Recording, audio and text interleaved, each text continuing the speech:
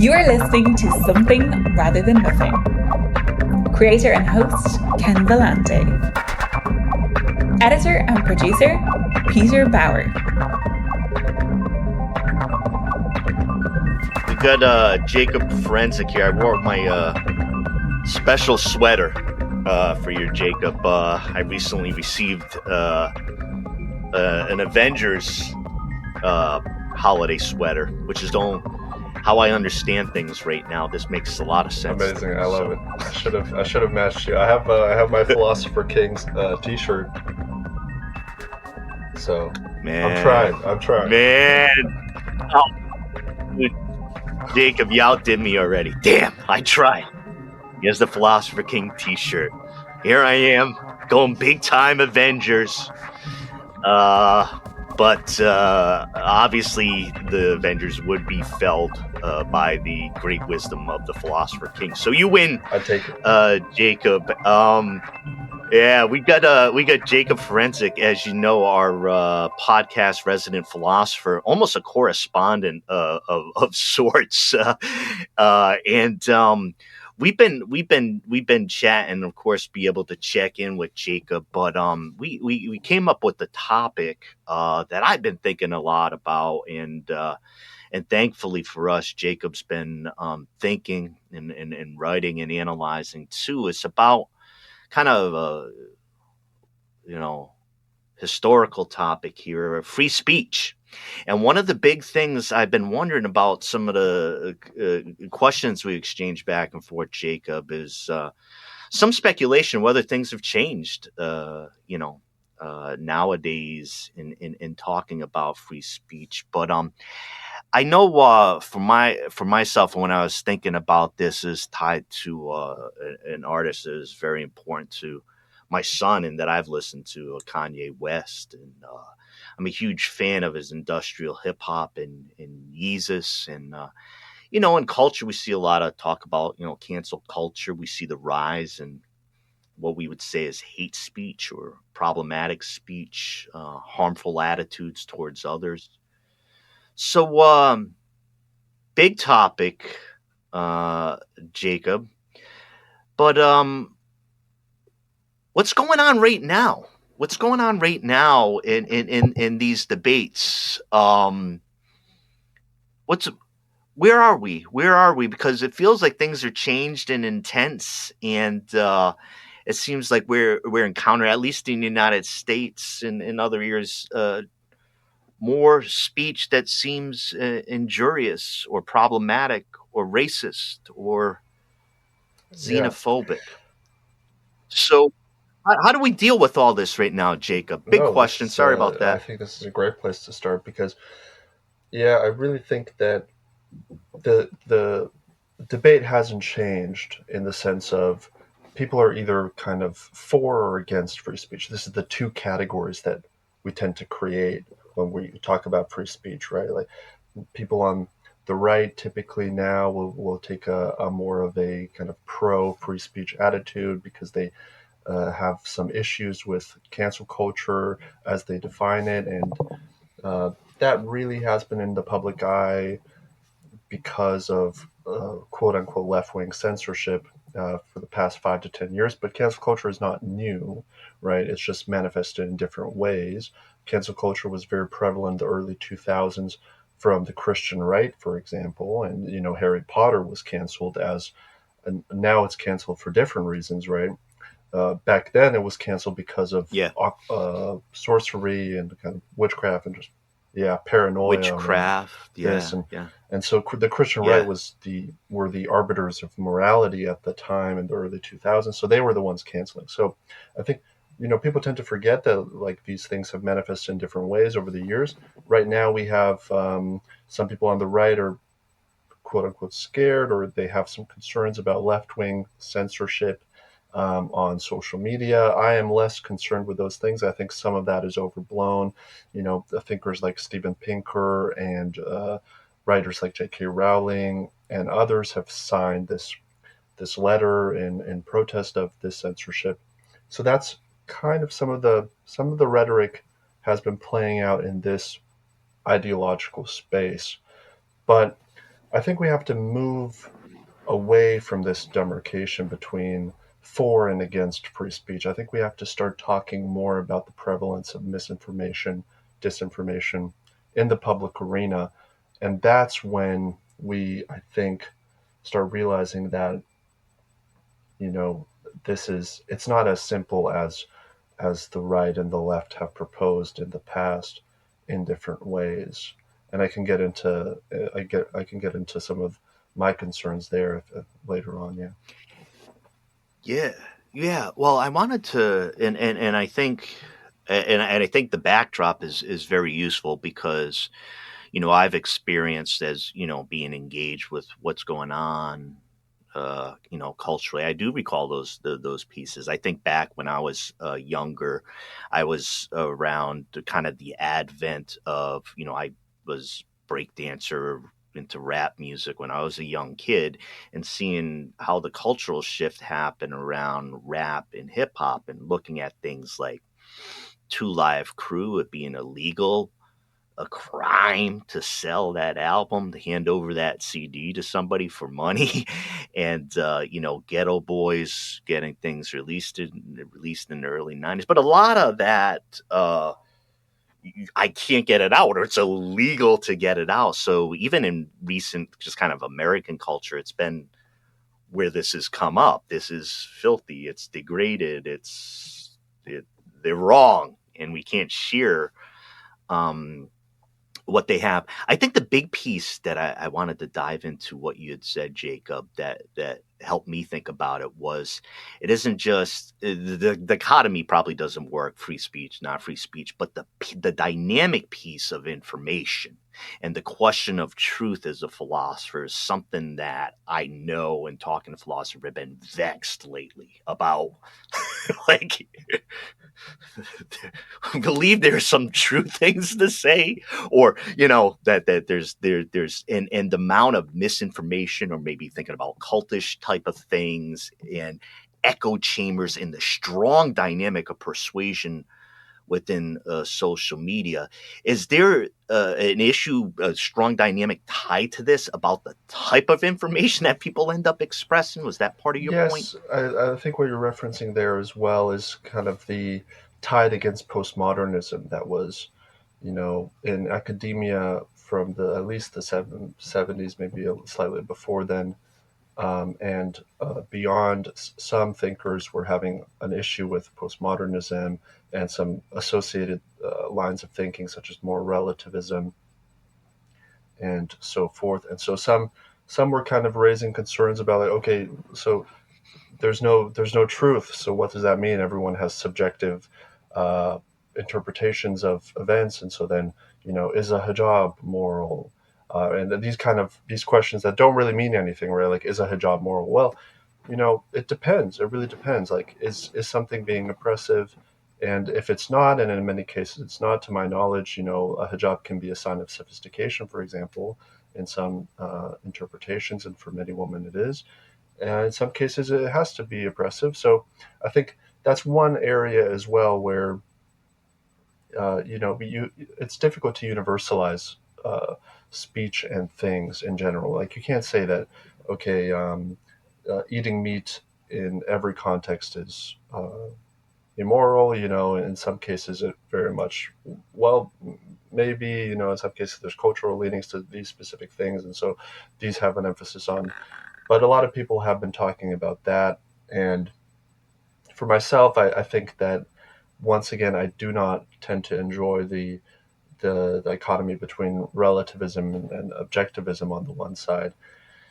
And so I think you can make moral judgments, for example, and I believe that in some kind of utilitarian view, I think eating meat is immoral because I think consequences matter, and I think that moral suffering is kind of a catalyst of that is relevant here. And so I think that is something that you can, quote unquote, universalize, but enforcing it is a different thing. Some of these things are quite complex, right? So that's another way I think we can look at this debate in the sense of, I don't think there's just truth and non-truth.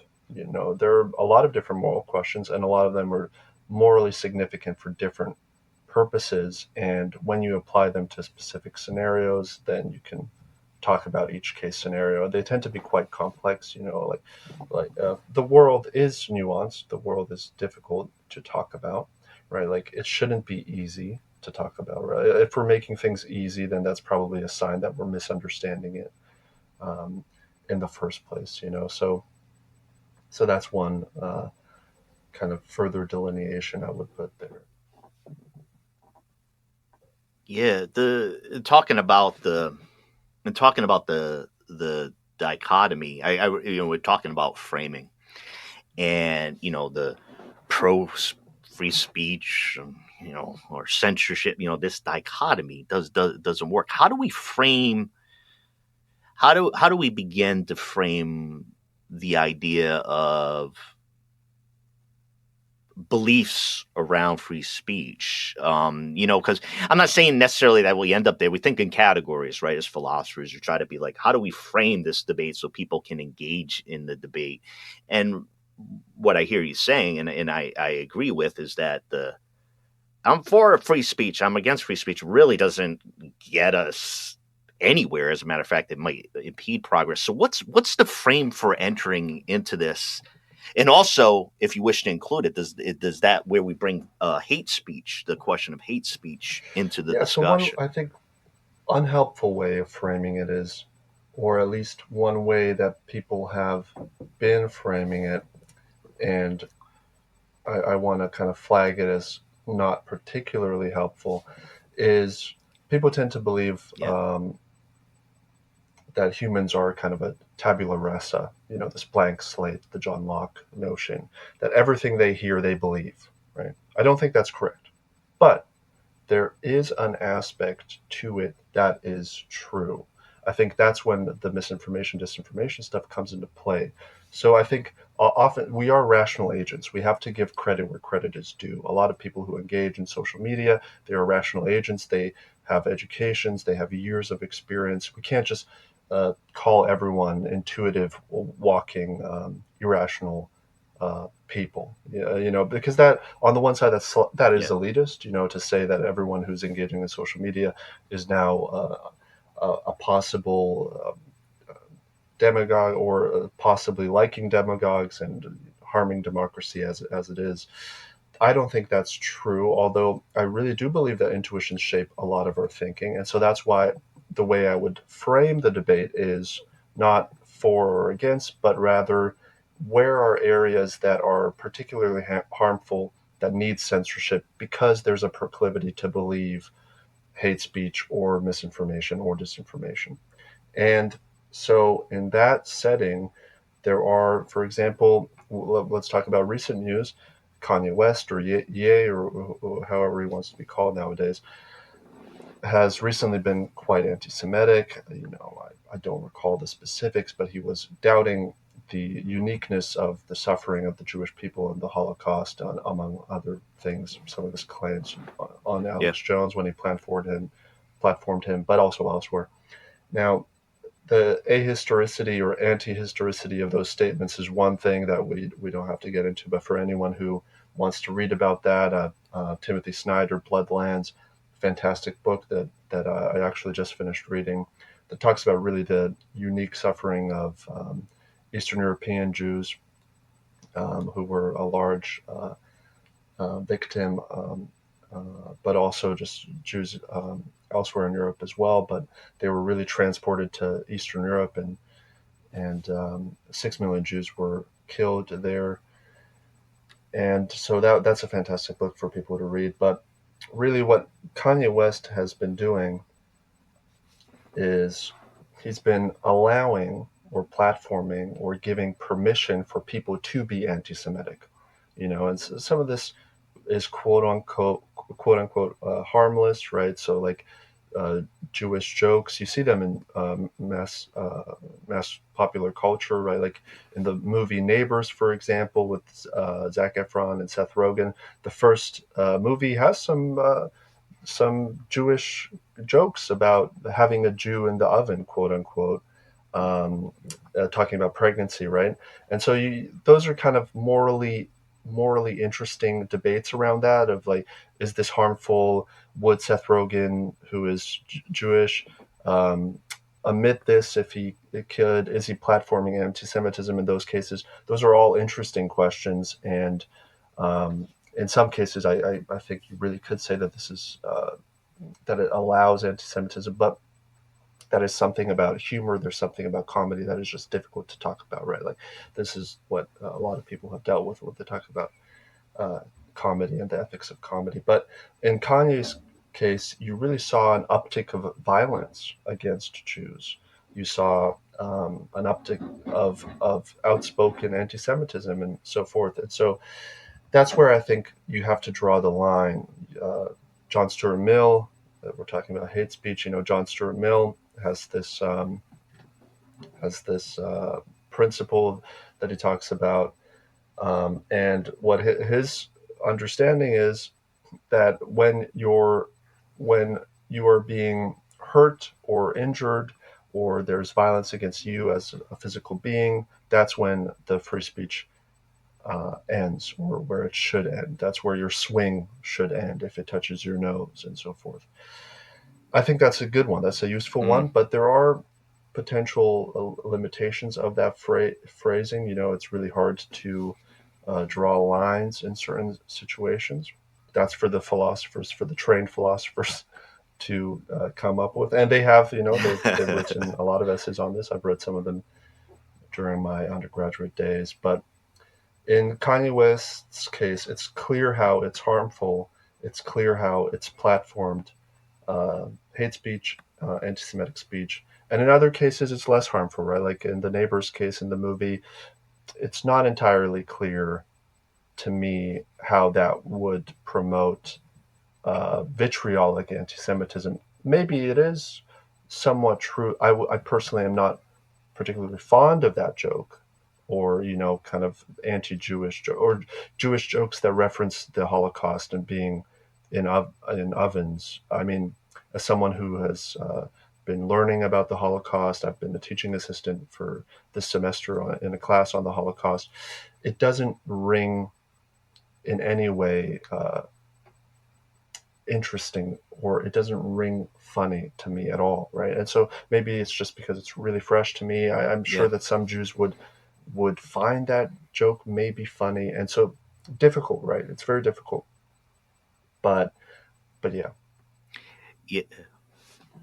Well, and I think part of it too is some of the influence from you, and I have some recent reading myself. The Holodomor, Ukraine famine. We had some overlap, you and I, online, and reading about that. And I think there is something about the context of it, right? That the offense seems to rise when the scope of hatred is so pervasive, provable, showable, and a massively destructive human event. Then when folks poke around in that area, the sensitivity for curing humans, Jewish people, or anybody who's experienced this type of thing, the offense is palpable. The Holocaust denier, the odd physiological feelings I have in my body hearing things like that are real. And I think it speaks to the impact, or the notion impact of where the harm is.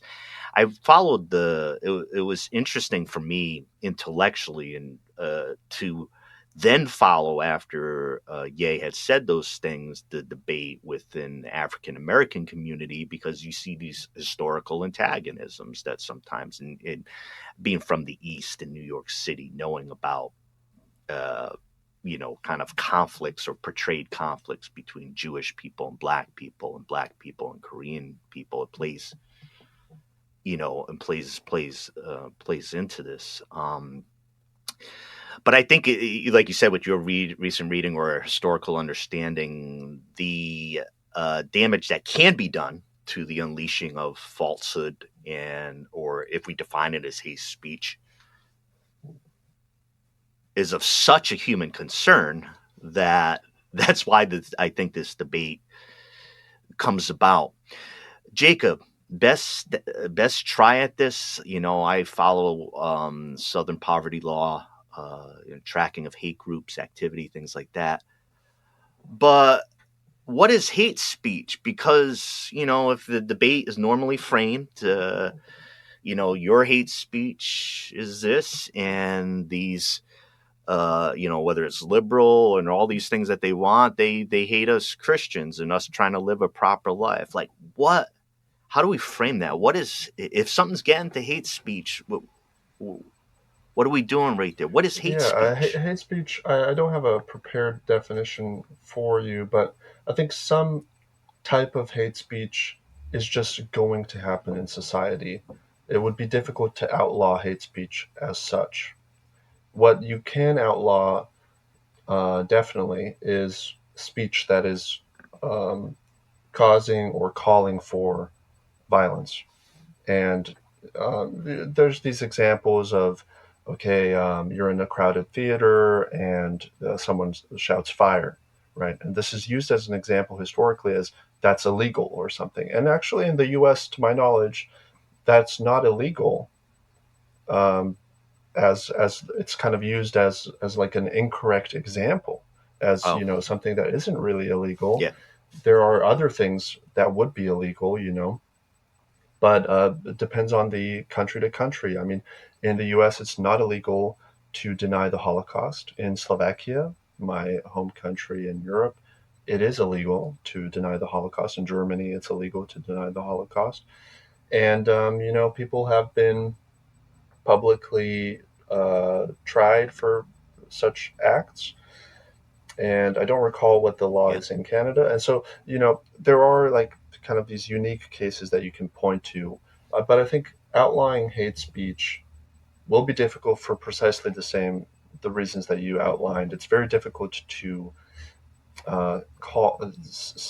define hate speech, or Dave Chappelle has comedy specials every other month now, it seems, and in a lot of them he says things that a lot of communities have described as hate speech, and I agree vaguely with a lot of the concerns of those communities. But Dave Chappelle seems kind of, what's the way to put it, ambivalent perhaps to the suffering of specific communities. And here we're talking about trans communities specifically. And so, and I personally find a lot of those jokes unsavory. I find the rhetoric around it concerning. A lot of people have been calling that speech as hate speech, I think rightfully so. But do you outlaw it? I'm not entirely sure that would be conducive to any kind of I'm not entirely sure it would be conducive to that speech not occurring at all, right? Like, and that's one of these arguments. Noam Chomsky has been a famous Holocaust denier. He's not been a famous Holocaust denier. He's been a famous supporter of the speech of Holocaust deniers, because in his view, that would permit speaking truth to falsehood and accuracy to blatant historical. I could see that. Chomsky has been someone who's defended, and Chomsky more recently, as of Putin's full-scale invasion of Ukraine, has defended Russian disinformation. To my knowledge, he's defended that being available in the U.S. A lot of places have made RT, formerly known as Russia Today, and Sputnik and other Russian disinformation channels illegal. In Europe, you can't access them without a VPN. I don't know about the U.S., but I recall it being not accessible or something along those lines.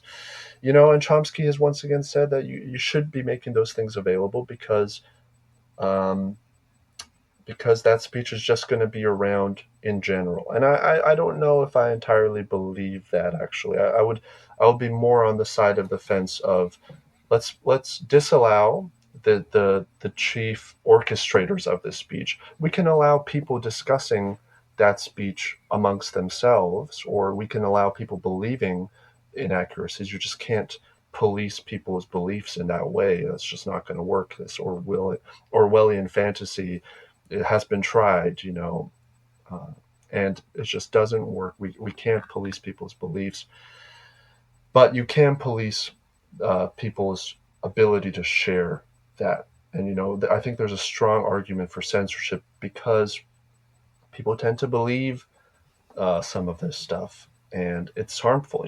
Some of my family members have believed Putin's lies, and I wouldn't call them idiotic or senseless. I would call them these are intelligent people. So we have to approach them with that in mind. These are rational agents.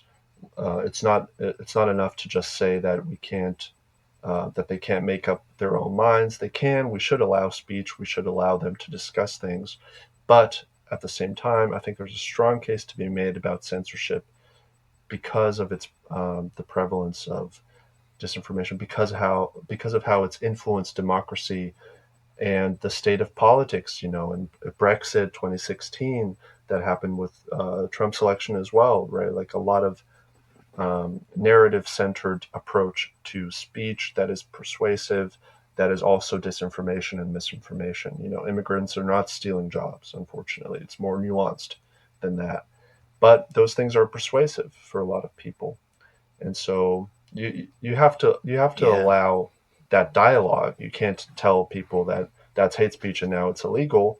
That just is a recipe for political disaster and instability. Yeah, you had mentioned around Brexit. I had this interesting experience that I happened to be in London leading up to that election a few years back. And wow, what an experience to see. I experienced shock at what I saw as overt racist posters by political parties with caravans of brown people, coming into England. It was just so overt to me. I mean, it was like, I know there's not much subtlety in U.S. politics sometimes around these matters, but I was like, whoa, that's wrong. And around that time, the next 2 days later, British MP, the member of parliament, was assassinated. In I think it was a rural part right there, but it was just, I was like, what, I was just right around it. And I was in there, but A and B, right? This racist rhetoric, and it doesn't happen that often that a member of parliament is shot, but it was assassination right around the same time. And so it was a big shocker. And I think when you mentioned that and some of the political changes that we saw in Europe and talking about Trump in the U.S. around 2016, I found it all rather shocking in a certain sense. I've been around, I'm 50 now, but I've been around lots of different people, which means you're around a lot of racists and xenophobes over time and come in contact with it. But I was like, holy shit, this is bigger and more dangerous than I seen or recall. Going to the social media piece, let's talk about the Chomsky bit, right? So we got Chomsky, and I think we could definitely, as intellectuals, understand the point of him saying, like, the shit's going to be out there. There's obviously a terrible way of expressing Chomsky, but it's going to be out there. It's going to be out there. But I think I sit back and I say two things in thinking about that idea, that Chomsky is the preeminent analyzer of the mechanisms and the power of media to move and persuade. And if the things are different now, or we're seeing different behaviors tied to social media, the monster is bigger, the monster is stronger. And I think that problematizes, I love the idea that Chomsky puts forward. But I wonder if it's quaint, and on the basis of his own analysis. Yeah. if it's quaint given the power of social media right now. So is there something different about our Instagrams and our Twitters and other things? Yeah, because I think that's you hit the target on that one. I feel with the problem with Chomsky's argument is that Chomsky, I think, is analyzing this from the perspective of, okay, we've got rational agents and we're making up the best and everyone's persuaded by reason. It's true that we are rational agents. It's true that people can make decisions and people should be held accountable for these decisions. But at the same time, from social media, we can intuit that people really engage with specific types of media, and this is why the algorithms of Facebook, Twitter, Instagram, and all of these, TikTok now as well, they favor outrageous content. Candace Owens, Trump, Shapiro, and others have really utilized this. They know it. They know it very well. Yeah. Like Candace Owens, yeah. I believe actually that Candace Owens just has people around her who crunch the numbers and just say, okay, say the most incorrect claim you can make in any given moment. And it doesn't matter that, they know that her popularity is not going to go down with that tweet. If anything, it's going to be bolstered and it's going to grow. So in the early stages of the invasion, she had this amazing take that Ukraine does not have a history and that Russia is completely in the right to invade Ukraine, and so everyone from Anne Applebaum, journalists to historians to observers to Ukrainians, everyone has basically just said, look, Candace, that is so incorrect that it has to be some sort of outrage machine. And it probably was Candace just being like, okay, what can I say that is so incorrect that will get engagement and will further my account to more users. And you could credit Trump to a similar tactic, but I don't know to what extent with Trump it's just accidental, that anything that he says tends to be incorrect or tends to be, yeah. A tendency, so I think a lot of these people, they use this. Shapiro, supposedly, I've heard Shapiro described as nothing like what he is on camera, that all of it is a show. And that show is, look, we're gonna create outrage. We're gonna create like kind of straw man arguments that purposefully outrage people so they engage. How stupid is this, Shapiro? You don't understand a thing about my view. Yeah, well, that's the point. He's not trying to understand your view. It's not even entertainment. Right. It's just how do I get the most numbers? How do I get the most engagement? So the best way to deal with that is just to block all the users who tend to outrage us. I don't ever look at Candace Owens. I've blocked her. I've muted other accounts that I think that utilize similar things. Luckily, I've been blocked by some people who do that. Eric Metaxas, this Christian right pundit of Trump lately, he blocked me because I was engaging with the content. That's great. Other people are, tend to block a lot as well. So that's something we have to take into account. That's something that Chomsky, I don't think, is really reckoning with as much as he should. These people, they are only looking at engagement. They're looking at numbers. And how do you maximize engagement? It's by creating outrageous content that is fake purposefully, or it misrepresents truth purposefully so that others retweet it. This is such a dumb take. How can Tucker Carlson believe this? Well, now that you've said that, now that you've retweeted that, now you've fed into the machine that is Tucker Carlson. That is his business plan. That's his algorithm. He doesn't care that you don't like his content. He just wants you to share that you don't like his content because that promotes him to other accounts. You have an opinion. Now you have an opinion on it. I don't like this. All right. Everybody's engaging in their opinion on it. And it's part of that maybe other sidesism too. I know when I've worked on political campaigns and, you have a campaign going and one Yahoo down the street says, I am the opposition to that measure. And they get 50%, of the coverage because we think, okay, and I think that is fascinating when I think as a philosopher, when you see things starting to be debated that you thought settled, were settled. And I think some of these questions are like that. I thought these matters were settled, and they're not, and things change. And I think one of the things of value that you made me think about, and even at the outset too, about thinking how not necessarily political parties, but like political movements, how work has been done on a certain category, and then the other party co-ops it. For me,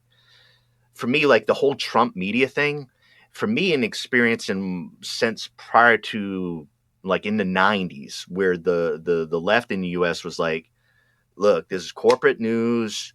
It's tainted, even your New York Times and editorial board. So there's this strong push for a long time saying this is all business poop we get in the news, like basically. And that was pounded upon, and nothing wrong with that, but being critical, but that was pounded into a pulp. So when Trump said that shit's fake, well, everybody been saying it's fake or misinformative for quite some time. So it was as a political positioning. I don't think the left could have been like, wait a second, for all these years we were saying it was a corporate.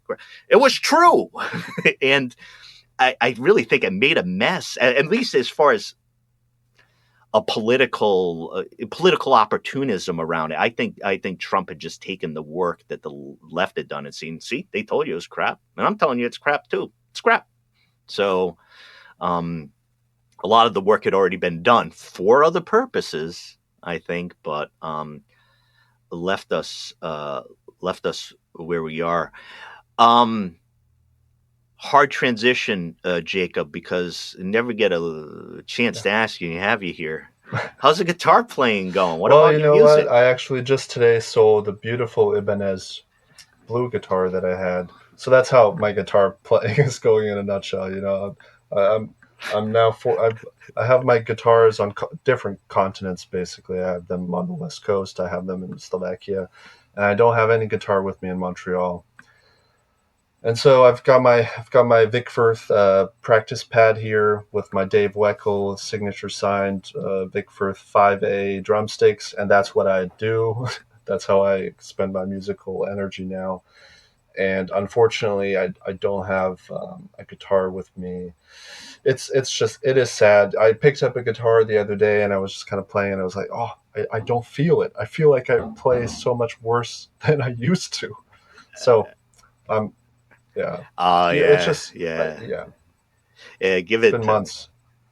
No, it's great. I know everybody. Jacob does some stuff with music, and I think what's been really cool is when we had you on the show, Jacob, is like, yeah, we know we could talk about like a whole bunch of things, but I in general, I've always appreciated you being able to come on and talk about. Sometimes, a lot of times, it's like rate what I'm thinking about. And when you mentioned Applebaum, I love the ability, for us to like share some things intellectually and some really important reading. It's a special opportunity.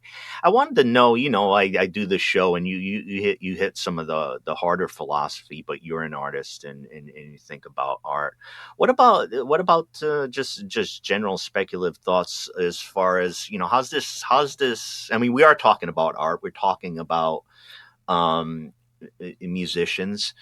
You seeing anything like artistically, like you have to respond to in this realm, or is it different in dynamic of creating controversial content or provocative content rather? But you see, you have some thoughts about in the art realm some of these dynamics formally taking place. I don't think that in the art realm there are a lot of artists who tend to be political in a way that Ye was. So I don't tend to respond to them. I don't tend to kind of engage with them that much. And also, just my attitude in general is if there is controversial content, I tend to kind of steer clear as much as I can. I didn't directly click on, I make sure not to directly click on content that is kind of controversial, or I block it immediately. I mute it. I just say I don't want to engage with this.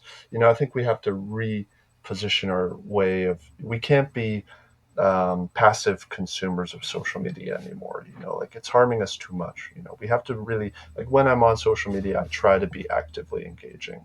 I try to really, like, okay, now I'm hanging out on TikTok for a second. Let me see what's on TikTok.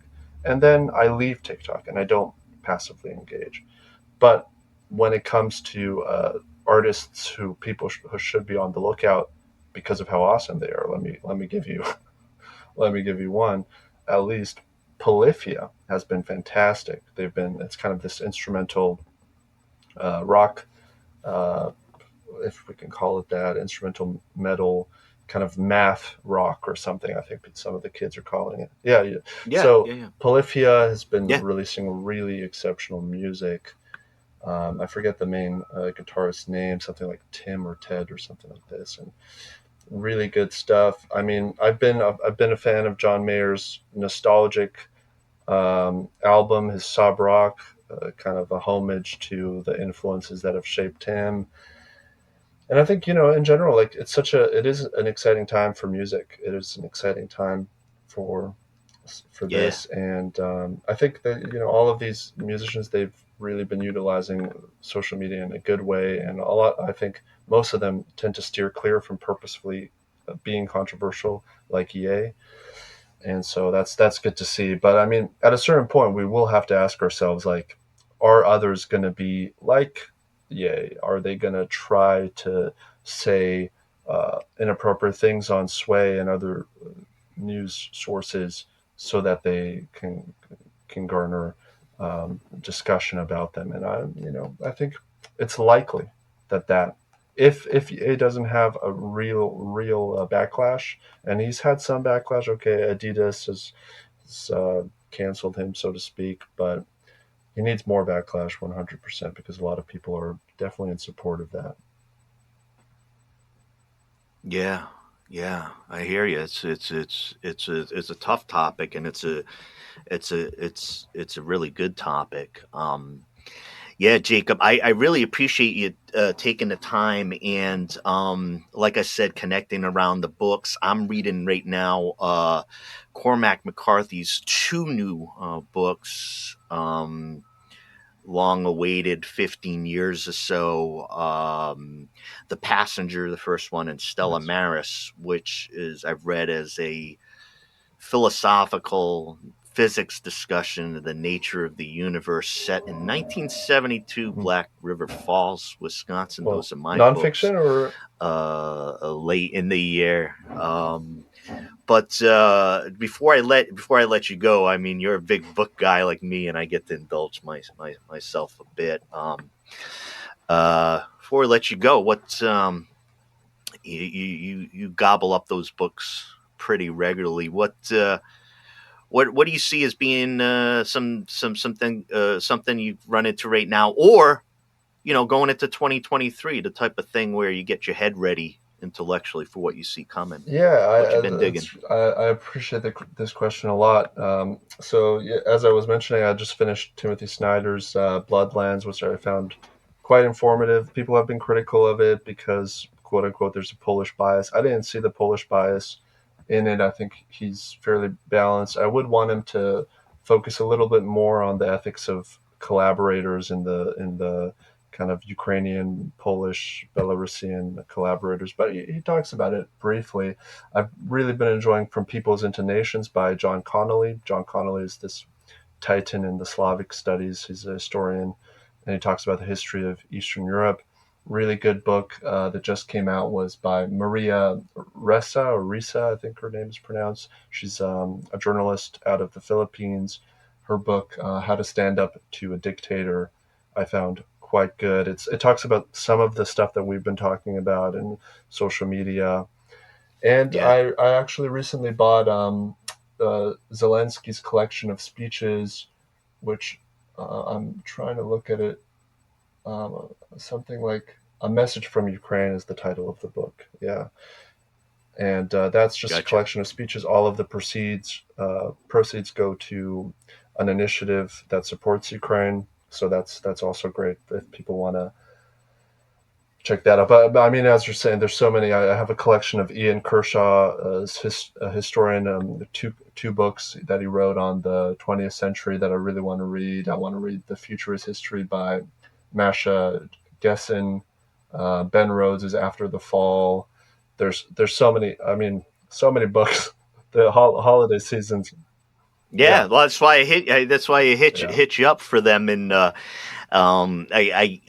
like I say, I'm particularly we've talked. This is the third time you're on the show, and it's like, when we share some things, it's really helpful because at times it's been you end up in different communities, and I was directly in the university atmosphere for about a decade, and then you drift off and you do certain things. It's nice to connect and be like, hey, what's popping in your brain? What do I need to read now? So we got our field correspondent here, having reported Jakub Ferencik. Where are you right now? Montreal? I'm chilling in Montreal doing my MA at McGill. Montreal, beautiful. I've just tremendously enjoyed it. So I love much. Incredible university over there, McGill. Montreal, what a city. I've only been there in the cold, Jakub. I have to say, I've never been in Montreal and felt warmth from the people and everything around, but we're having a mild winter, they're telling me now, which I'm happy about, but snowed recently, and just treading through that snow, it's difficult. Even though metro is the means of transport, the snow here, it gets pretty intense. But the fall, if you can ever visit in the fall, it was a really stunning experience, the fall in Montreal. Thanks for the recommendation. I've never been in their fall. I've gone there 3 or 4 times, and always in the deep dark of winter, but I still enjoyed myself. It was just great city, Montreal. I found it to be very cosmopolitan, arts oriented. Music is good, and you can smoke some decent cigars if that's your predilection as well. Jakub, thanks for coming on the thanks show. So much for having me again. I mean, third time. This is great. Yeah, and I love our correspondence. It's amazing. Is super too, and the thing is, I don't know if I had ever formally bestowed it, but you field correspondent, philosopher on the spot, so I might need to call you sometimes when the world gets a little bit goofy and I need some understanding. Very kind of you. Yeah, I mean, I wear the Philosopher King T-shirt, but I will have to tell listeners who got to this point that I am not the biggest fan of this elitist notion of Philosopher Kings. So I'm not one of those who. I no. You're not I didn't think Jakub Ferencik for those Plato folks out there is a fan of the noble lie and myths of social placement from the ancient Greeks. Fascinating, wonderful work by Plato, The Republic. I recommend that everybody reads it, but I still give props to Jakub's Philosopher King shirt. Well done, except for the elitist notion inherent within it. Jakub, it's been a pleasure, and thanks for connecting with the listeners again. Thanks really for having appreciate me. It's been fantastic. I really appreciate it.